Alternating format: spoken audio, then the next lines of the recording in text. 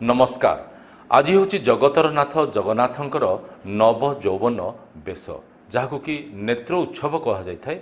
बड़ ठाकुर अणसर घरे सुस्थ होगापर नव यौवन बेश भक्त श्रद्धालु को दर्शन दे था। भक्त श्रद्धालु मैंने ठाकुरंकर दर्शन कर निजक धन्य मनती। तेबे ये जो नव यौवन बेश पूर्वर ठाकुर जो अणसर घरे रही था सेठी तांकर कौन सब प्रक्रिया होते कारण नव यौवन दर्शन पर ठाकुर गोटे दिन अंतर पवित्र घोष यात्रा बाहर था। तेरे पूरा प्रक्रिया कौन से संपर्क में आलोचना करने आम सहित आज अतिथि रूपे जोड़ी सांस्कृतिक गवेषक डॉक्टर सन्यासी मरण। आगे नमस्कार। चाहूँ चाहूँ आसीगला घोष यात्रा किंतु जेहेतु आज ठाकुर नव यौवन बेश दर्शन दौरान निहाती रूपे अनेक दर्शक मनरे गोटे प्रश्न उंकी मारुव जे या पूर्व ठाकुर अणसर घरे कौन करुले केमी उपचार कराला सुस्थ रखापे से आम टे आलोचना करिया। प्रभु नीलाद्रीश कोटि ओडियांकर मूलमणि प्रभु ब्रह्मांड नायक श्री जगन्नाथ अनंत चरणारविंद अनंत कोटि दंडवत।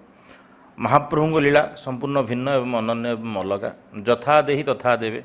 मनीष मानकर जीवन में जोपली भाव में मनीष मैंने दिनचर्या करती आचरण व्यवहार करती से भाई भाव में महाप्रभु अनुप्राणित करने हूँ कि मनीष मान शिक्षा देवाई लीलामय महाप्रभु अनेक लीला करती एवं से समस्त लीला भितर अणसर लीला हूँ गोटे गुप्त लीला ताकू साधारण प्रकट करने कथा नुह किंतु अनेक सत्वलिपि कथा कहतु गवेषक मानकर मत कथा कहतु सेवक सेवायत मानकर मत कथा नुहतु कि लोकाचार कथा को विचार करी जो सब कथा कथित रीतिनीति सब प्रचलित अच्छी ताहा ही आम कैमेरा आगे सर्वसाधारण भक्त मान आलोचना करें।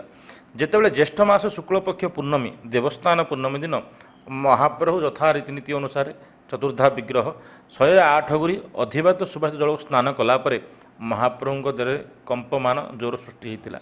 जो लोकाचार कथा कहुई अधिका गाधेला पिला को ज्वर हुए क्लाइमेट भी चेंज हो क्लाइमेट भी चेंज हो श्रीमंदिर सत्वलिपि अनुसार आज महाप्रभु गोटे नाबालक बालक अर्थात महाप्रभु आज पर्यंत साबालक होना से समस्त रेकर्ड ऑफ राइट्स को देखिले महाप्रभु जहाँ सब नीति हुए से छोट पिला जो सब नीति से नीति महाप्रभु को प्रतिपालित कर विधान अच्छी।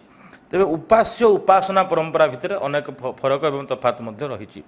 जितेबाला महाप्रभु प्रतिदिन 60 पौटी 56 भोग 3 ओला अर्ण 4 थर आलती बड़सिंहार बेश स्नान विभिन्न रीतिनीति भितर महाप्रभु चलुवा बेले यही 14 दिन महाप्रभु सेवार व्यतिक्रम घटे। तेबे यही जो अणसर समय अर्थात आषाढ़ मास कृष्ण पक्षा प्रतिपदा ठारू चतुर्दशी अमावास्या पर्यंत महाप्रभुंर स्वतंत्र भाव में दैतापति सेवक मान द्वारा जो मानक प्रथम सेवार अधिकार दि जाइतिला जो विश्वावसु कूलर जो माने सेवक माने थिले अर्थात विश्वावसुंकर कन्या एवं विद्यापतिंकर औरसु जन्मित जो दैतापति माने जहाँ को जगन्नाथंकर निज कूल बोली मध्य कुआ जाए से द्वारा व्यक्तिगत भाव में सी किछि गुप्त सेवा पाई थांती। जो महाप्रभु अति राजकीय सेवा पाउथिले सी साधारणतः अति साधारण सेवा पाई थांती। पणा चकटा इत्यादि भोग से होता है। तेबे कहुए 14 दिन भितर महाप्रभु पाखे 13 प्रकार सेवार विधान रही त्रयोदश विधान बोली आपको विचार उपचार बोली कहुई। तेबे प्रथमे जो महाप्रभु स्नान वेदी आसिकी अणसर घरे विद्यमान हुंती ताटी बंधा हुए खट पड़ी पट्टी दिओ पूजा हुंती जो अणसर पिंडिका मध्य स्वतंत्र दैतापति द्वारा जो से दर्शन को कहीं दर्शन दुर्लभ दर्शन कहीं करें ना से समय महाप्रभु पाखे किसी स्वतंत्र गुप्त नीति सब संपादित होता है। तेबे महाप्रभु को प्रथम दिन महाप्रभु देहरे जो ओदा वस्त्र थाए ताको बाहर कर दि जाए और तापर पंचमी दिन स्वतंत्र भाव में महाप्रभु देहरे फुलुरी तेल लगी होता है। स्वतंत्र भाव में जो श्रीक्षेत्र में बड़ ओडिया मठ अच्छा से बड़ ओडिया मठ श्रीपंचमी बा 1 वर्ष व्याप्ति पर्यंत गोटे राशि तेल को माटी भितर दबेकी रखी ता भितर विभिन्न प्रकार मल्ली जाई जुली फूल देकी ताको सुगंध तेल तैयारी करती। स्वतंत्र भाव में से प्रकार 4 सेरा तेल महाप्रभु खंजी दि जाए। पंचमी दिन महाप्रभु कौन करे तेल फेटल टे लगे महाप्रभु सुस्थ कराए। कहुए यदि आप देहरे ज्वर रोग थाए ताहले डाक्तर आडभाइज करती अन्य मैंने कहती जे तेल फल टे भल कि मालिश की गाधे पका देहटा तोर भिड़ी भाड़ी होगी भल हो मनीषर जहाँ नीति महाप्रभु ताहा नीति। तापर महाप्रभु स्वतंत्र भाव में ओसु लगी हुए। ओसु अर्थ कौन स्वतंत्र भाव में चंदनर बा झुणार एक प्रकार लेप ଯେମିତି ଆମ ଶରୀର ଉପରେ ଚର୍ମ ବା ମେଦ ଅଛି ଅସ୍ଥି ଉପରେ ତାକୁ ଧରିକି ରଖିଛି, ସେମିତି ମହାପ୍ରଭୁଙ୍କର ସେଇ ଅଶୁଟା ହେଉଛି ମହାପ୍ରଭୁଙ୍କର ଶରୀର ଶ୍ରୀମେଦ ବୋଲି ମଧ୍ୟ ବିଚାର କରାଯାଇଛି। ତାକୁ ମହାପ୍ରଭୁ ଭାବରେ ଲେପନ କରାଯାଏ। ତାପରେ ପରେ ଅଷ୍ଟମୀ ଦିନ ସ୍ୱତନ୍ତ୍ର ଭାବରେ ମହାପ୍ରଭୁଙ୍କ ଶ୍ରୀଅଙ୍ଗରେ ଅଶୁ ଉପରେ ଏକ ପ୍ରକାର କପଡ଼ା ଲଗାଯାଏ। ଯେଉଁ ମହାପ୍ରଭୁଙ୍କର ପାଟରା ସେବକମାନେ ଅଛନ୍ତି ସେ ସେବକମାନେ ସେ ବସ୍ତ୍ରକୁ ଶ୍ରୀମନ୍ଦିରକୁ ଦେଇଥାନ୍ତି। ସ୍ୱତନ୍ତ୍ର ଭାବେ ମହାପ୍ରଭୁଙ୍କ ଉପରେ ସେ କପଡ଼ାକୁ ଲାଗି କରାଯାଏ। ଇଏ ଗୋଟେ ଶ୍ରୀଅଙ୍ଗ ସୁରକ୍ଷା କରିବା ପାଇଁ ଗୋଟେ ବହୁତ ବଡ଼ ପ୍ରକରଣ ବୋଲି ମଧ୍ୟ ବିଚାର କରାଯାଏ। ତାପରେ ଆସେ ମହାପ୍ରଭୁଙ୍କର ଦଶମୀ ଦିନ। ଦଶମୀ ଦିନ ମହାପ୍ରଭୁ ଯେଉଁ ମହାବିଗ୍ରହ ଗୁଡ଼ାକୁ ଶୁଏଇକି ରଖା ହେଇଥିବ, ମହାପ୍ରଭୁ ତାଙ୍କ ଚକା ଉପରେ ଅର୍ଥାତ୍ ଶ୍ରୀମନ୍ଦିର ଯେଉଁ ରତ୍ନ ସିଂହାସନ ଅଛି ତା ଉପରେ 3 ଗୋଟି ଚକା ଅଛି। ଏବଂ ସ୍ୱତନ୍ତ୍ର ଆମେ ଯେମିତି ପିଢ଼ା ଉପରେ ଚେୟାର ଉପରେ ବସୁଛନ୍ତି, ମହାପ୍ରଭୁ ଚକା ଉପରେ ବସିଥାନ୍ତି। ଆପଣ ଦେଖିବେ ଯେଉଁ ମାରଦା ପୀଠ ରହିଛି ପୋଲସରା ପାଖରେ, ସେଠି କେବଳ ସେ ଚକା ଦିନଟି ହିଁ ପୂଜା ପାଉଛି ମହାପ୍ରଭୁଙ୍କ ପ୍ରତିନିଧି ଭାବରେ। ତେଣୁ ସେ ଚକା ମଧ୍ୟ ମହାପ୍ରଭୁଙ୍କ ସିଂହାସନ ବୋଲି ବିଚାର କରାଯାଏ। ତେଣୁ ମହାପ୍ରଭୁଙ୍କୁ ସିଂହାସନରେ ଠିଆ କରିକି ଚକା ବିଜେ କରାଯାଏ। ଚକା ବିଜେ କଲାପରେ ଏକାଦଶୀ ଦିନ ସ୍ୱତନ୍ତ୍ର ଭାବରେ ମହାପ୍ରଭୁଙ୍କ ପାଖରେ ଏକ ଧଳା ବର୍ଣ୍ଣର ଖଳି ଲାଗି ହୁଏ, ଅର୍ଥାତ୍ ମହାପ୍ରଭୁଙ୍କ ଧଳା ବର୍ଣ୍ଣ ଲାଗି ହୁଏ। ତା ସହିତ ସ୍ୱତନ୍ତ୍ର ଭାବରେ 10 ମୂଳ ଔଷଧ, ଜ୍ୱର ହେବା ସମୟରେ 10 ଗୋଟି ମୂଳର ଔଷଧର ଗୋଟେ ମୋଦକ ବା ମିଠା ସହିତ ଲଡ଼ୁ ଗୋଟେ ତିଆରି କରାଯାଏ, ମୋଦକ ତିଆରି କରାଯାଏ। ତାକୁ ମହାପ୍ରଭୁଙ୍କୁ ପ୍ରସାଦ ଆକାରରେ ଦିଆଯାଏ ଏବଂ ତାହାକୁ ଭକ୍ତ ମଧ୍ୟରେ ବଣ୍ଟନ ମଧ୍ୟ କରାଯାଏ। ସେ ସ୍ୱତନ୍ତ୍ର ଏକ ବିଧାନ। ତାପରେ ପରେ ମହାପ୍ରଭୁଙ୍କର ଆସେ, ପୁଣି ଥରେ ମହାପ୍ରଭୁଙ୍କ ପାଖରେ ଦ୍ୱାଦଶୀ ଆସେ ଏବଂ ମହାପ୍ରଭୁ ସର୍ବାଙ୍ଗ ଚନ୍ଦନ ମହାପ୍ରଭୁ ଲାଗି ହୁଅନ୍ତି। ଏବଂ ସ୍ୱତନ୍ତ୍ର ଭାବରେ ଯେଉଁ ଦ୍ୱାଦଶୀ ଦିନ ଥାଏ, ସେ ଦ୍ୱାଦଶୀ ଦିନ ମହାପ୍ରଭୁଙ୍କର ପୁରୁଣା ଯେଉଁ ଦେହରୁ ବାହାରିଥିବା ପାଟରା ପଇତ ଏବଂ ଚନ୍ଦନକୁ ନେଇକି ଶ୍ରୀମନ୍ଦିରକୁ ବିଜେ କରନ୍ତି। ଗଜପତିଙ୍କୁ ଖବର ଦିଆଯାଏ, ଚିଟାୟୁ ଦିଆଯାଏ ଯେ ମହାପ୍ରଭୁ ସୁସ୍ଥ ହେଲେଣି। ରଥଯାତ୍ରା ପାଇଁ ଯାହା ସବୁ ବ୍ୟବସ୍ଥା ଅଛି ଆପଣ ବ୍ୟବସ୍ଥା କରନ୍ତୁ। ମହାପ୍ରଭୁ ହୁକୁମ ଦେଲେଣି ଯେ ବର୍ତ୍ତମାନ ମହାପ୍ରଭୁ ନିଜ ଘରକୁ ସ୍ୱଗୃହକୁ ବାହାରିବେ। ତାପରେ ଆସିକି ପହଞ୍ଚେ ଦ୍ୱାଦଶୀ। ଯେଉଁ ଦ୍ୱାଦଶୀ ଦିନ ସ୍ୱତନ୍ତ୍ର ଭାବରେ ମହାପ୍ରଭୁଙ୍କୁ ଶ୍ରୀଅଙ୍ଗରେ ଶ୍ରୀକର୍ପୂର ଏବଂ ଚନ୍ଦନ ଲାଗି ହେବା ସହିତ ମହାପ୍ରଭୁ ସମ୍ପୂର୍ଣ୍ଣ ସୁସ୍ଥ ହୁଅନ୍ତି। ସ୍ୱତନ୍ତ୍ର ଭାବରେ ତ୍ରୟୋଦଶୀ ଦିନ ମହାପ୍ରଭୁଙ୍କ, ଚତୁର୍ଦ୍ଦଶୀ ଦିନ ମହାପ୍ରଭୁଙ୍କ ପାଖରେ ବନକ ଲାଗି ନୀତି ଅନୁଷ୍ଠିତ ହୁଏ। ଅର୍ଥାତ୍ ମହାପ୍ରଭୁଙ୍କ ଚେହେରାକୁ ପୁନଃ ଚମକେଇକି ବନକ ଦିଆଯାଏ ଦତ୍ତ ମହାପାତ୍ରଙ୍କ ସେବାୟତଙ୍କ ଦ୍ୱାରା ଏବଂ ମହାପ୍ରଭୁ ତତ୍ପର ଭାବରେ ନବଯୌବନ ବେଶରେ ସମସ୍ତଙ୍କୁ ଦର୍ଶନ ଦିଅନ୍ତି। ଅର୍ଥାତ୍ ମହାପ୍ରଭୁ ଜ୍ୱରରେ ପଡ଼ିଲା ପରେ ବିଭିନ୍ନ ପ୍ରକାର ଗୁପ୍ତ ସେବା ନୀତି ପ୍ରାପ୍ତ କଲା ପରେ ମହାପ୍ରଭୁ ସେଦିନ କ'ଣ କରନ୍ତି, ନବଯୌବନ ଦର୍ଶନ ଦିଅନ୍ତି।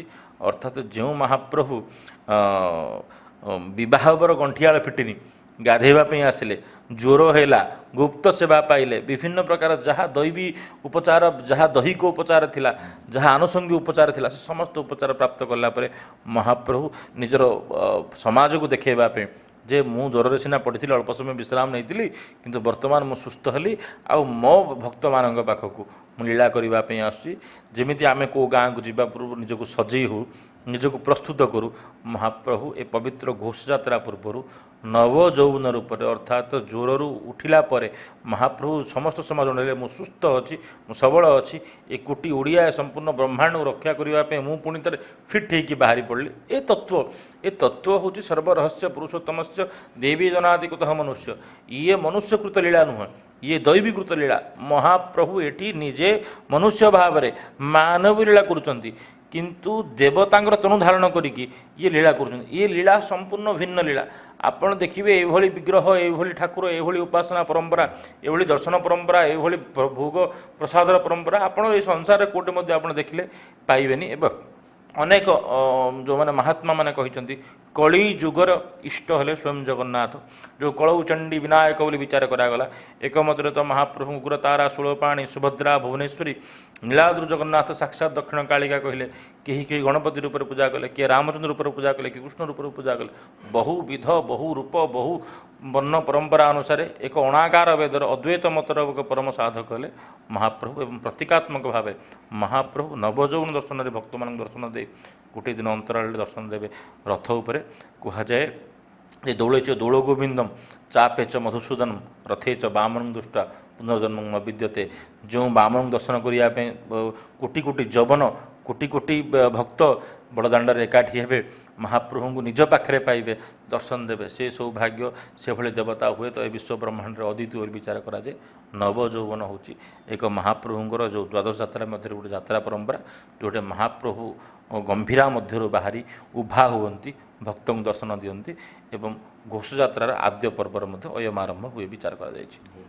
ନିହାତି ଭାବେ କୁହାଯାଇପାରେ ଯେ ଭକ୍ତଟିଏ ହେଉ କିମ୍ବା ଶ୍ରଦ୍ଧାଳୁଟିଏ ହେଉ ସେମାନେ ଅପେକ୍ଷା କରି ରହିଥାନ୍ତି ଯେ ଆଜିର ଦିନକୁ ପୁଣି ଥରେ ଠାକୁରଙ୍କର ନବଯୌବନ ବେଶକୁ ସେମାନେ ଦର୍ଶନ କରିବେ, ଠାକୁରଙ୍କର ଆଶୀଷ ଲାଭ କରିବେ।